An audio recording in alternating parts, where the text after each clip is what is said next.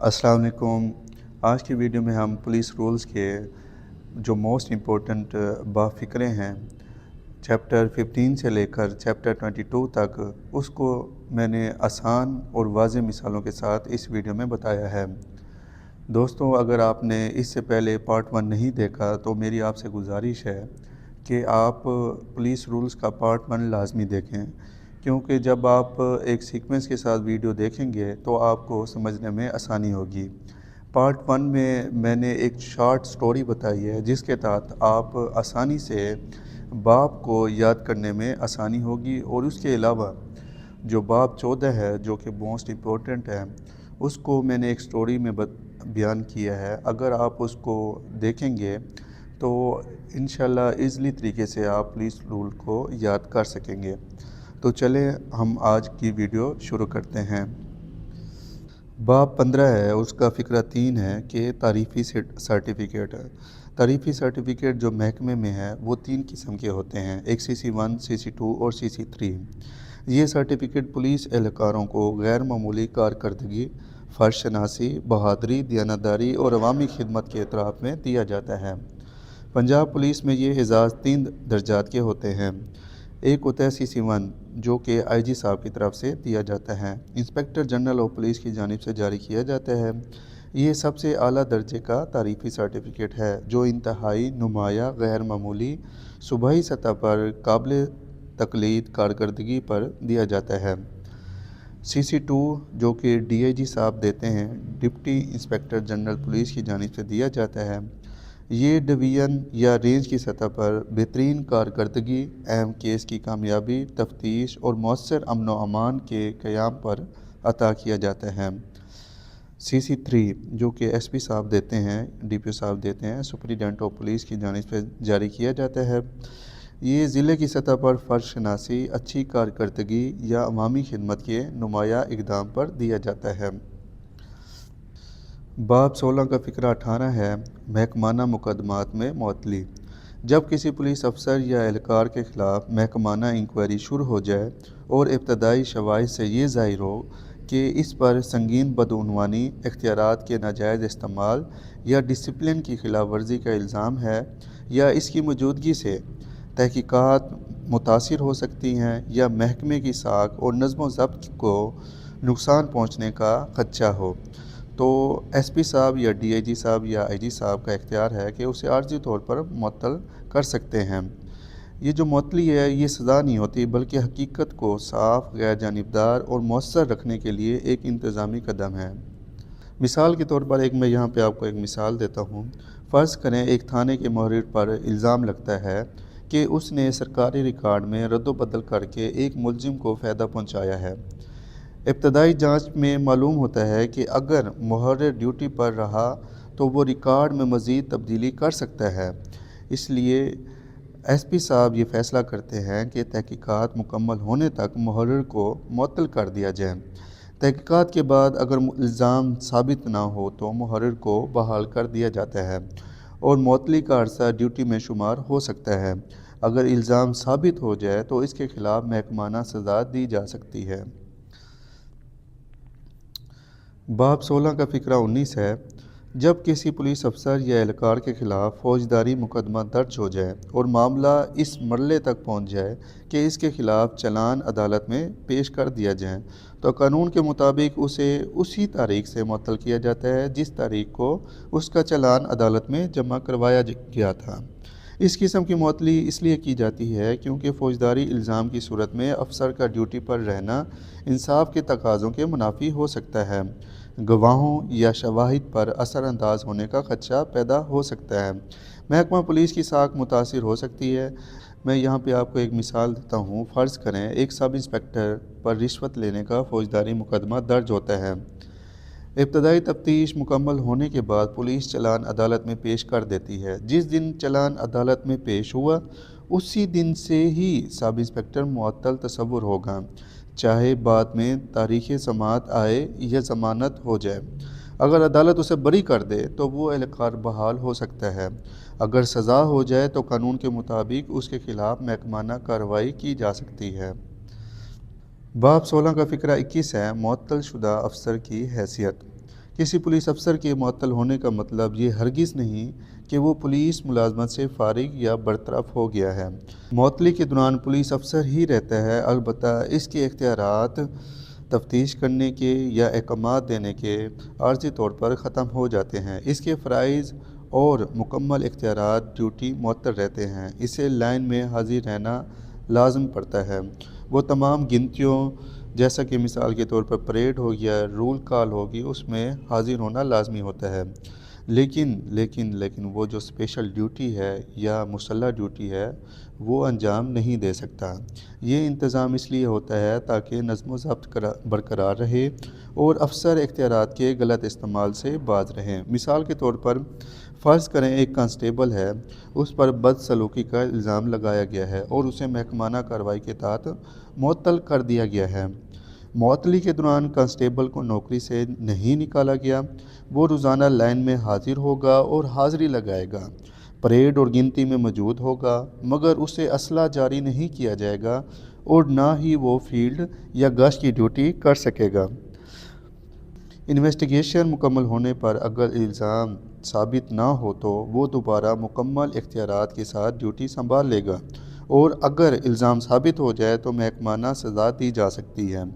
اچھا، باب 16 کے فقرہ 21 کے علاوہ جو پولیس آرڈر ہے 2002، اس کے آرٹیکل 26 میں بھی اس کے بارے میں بتایا گیا ہے۔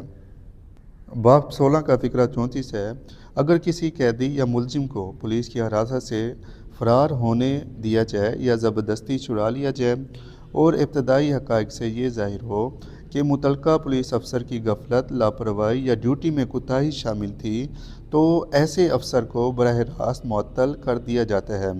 یہ فوری معطلی اس لیے کی جاتی ہے تاکہ واقعے کی غیر جانبدارانہ تحقیقات ہو سکیں، ذمہ داری کا تعین ہو اور مستقبل میں ایسی غفلت کی حوصلہ شکنی ہو۔ میں یہاں پہ آپ کو ایک مثال دیتا ہوں۔ فرض کریں ایک کانسٹیبل ہے، تھانے میں حوالات کی ڈیوٹی کر رہا تھا۔ رات کے وقت اس نے دروازے کی مناسب نگرانی نہیں کی، گنتی بروقت نہیں کی، جس کے نتیجے میں ایک ملزم حراست سے فرار ہو گیا۔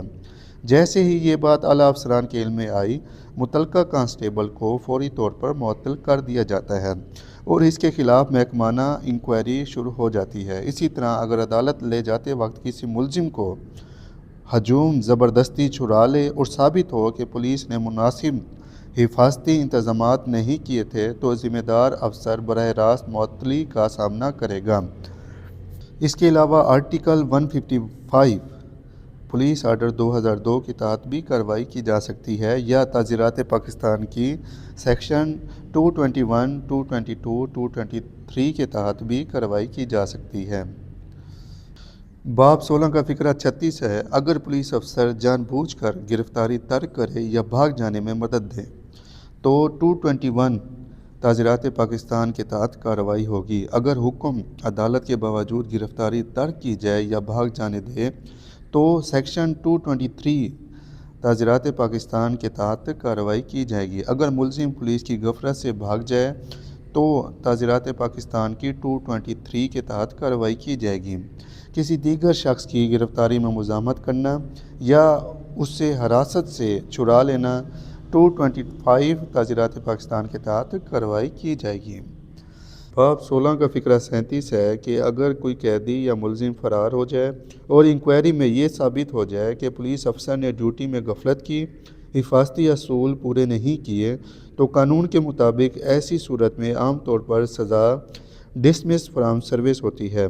مثال کے طور پر فرض کریں ایک تھانے کے حوالات میں ایک خطرناک ملزم رکھا گیا ہے اور حوالات کی ڈیوٹی کانسٹیبل علی کے پاس ہے۔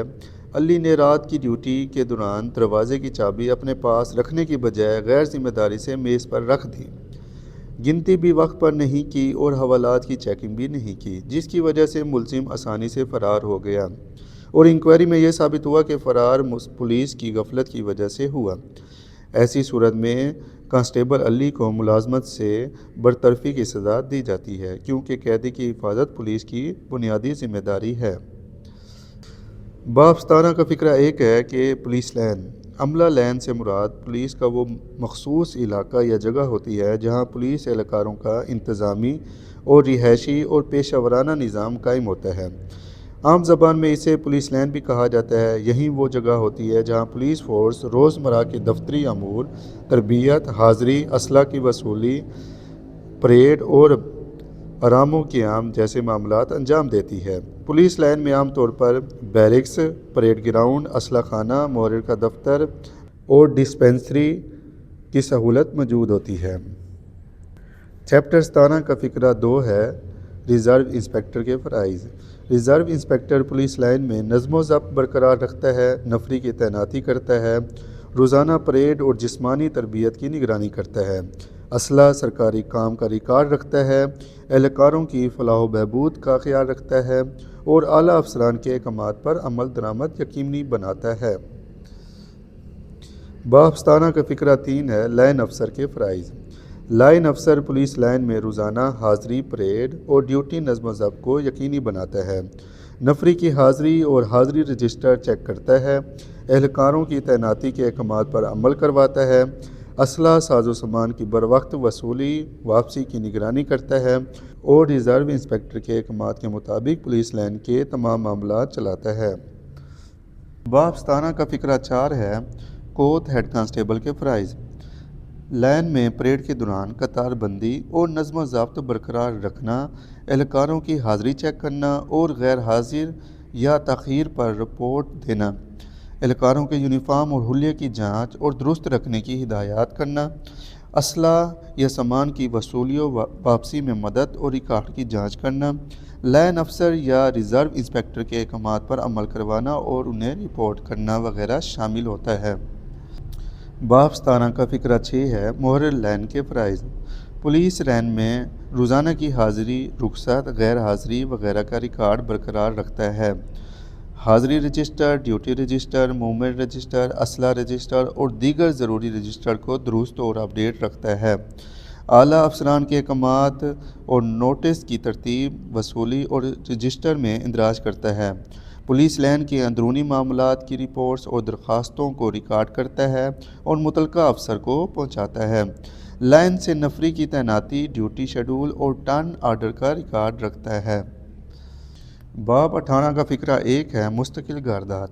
پولیس لائن سے مستقل گاردات یعنی مستقل سیکیورٹی گارڈز مہیا کیے جاتے ہیں۔ یہ گارڈز مختلف مقامات پر تعینات کیے جاتے ہیں جیسے ضلع خزانہ، مجسٹریٹ کے حوالات اور دیگر منظور شدہ جگہوں پر۔ تعیناتی کی جو مدت ہوتی ہے وہ عام طور پر 3 ماہ ہوتی ہے، اس کے بعد ایس پی صاحب کے مقررہ کردہ وقت کے مطابق تبدیلی کی جا سکتی ہے۔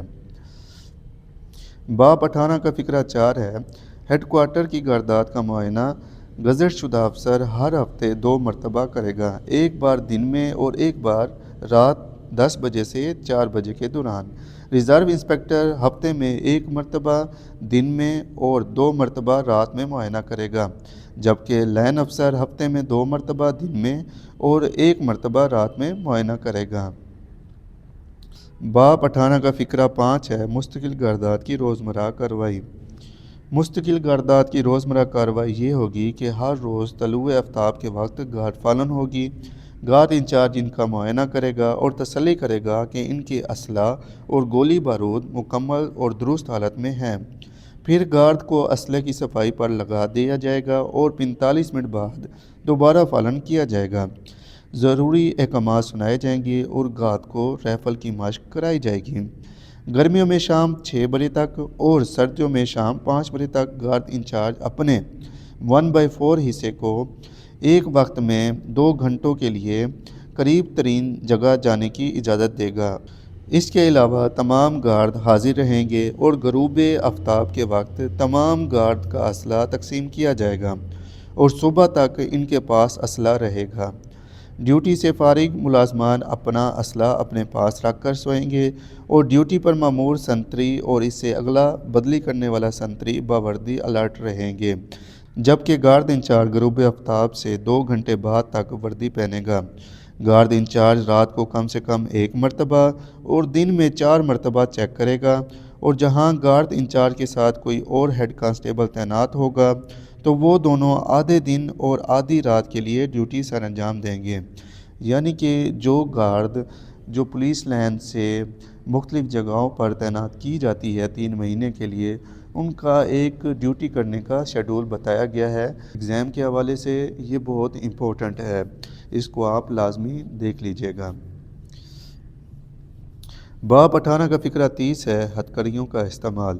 ہتھکڑیوں کے استعمال میں افسر انچارج اس بات کی تسلی کرے گا کہ ملزم کے ہاتھوں میں ہتھکڑیاں درست طریقے سے لگی ہوں اور ان کی چابی متعلقہ کانسٹیبل کی بیلٹ میں محفوظ ہو۔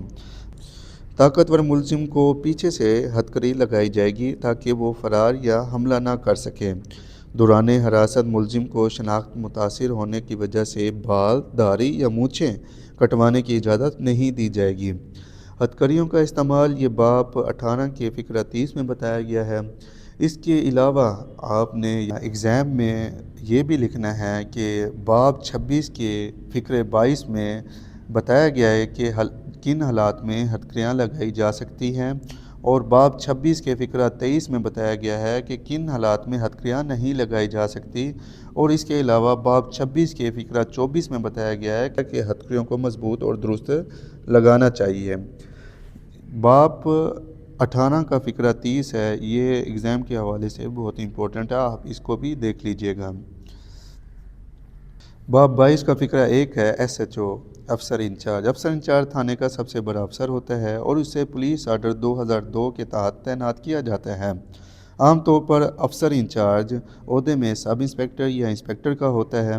یہ تفتیش کا سربراہ ہوتا ہے اور اپنے ماتحت اہلکاروں کو تفتیش کے لیے مامور کر سکتا ہے۔ افسر انچارج تھانے کی خط و کتابت، ریکارڈ اور حسابات کا ذمہ دار ہوتا ہے۔ پولیس آرڈر 2002 کے آرٹیکل 21 کے تحت افسر انچارج کی تعیناتی کی جاتی ہے۔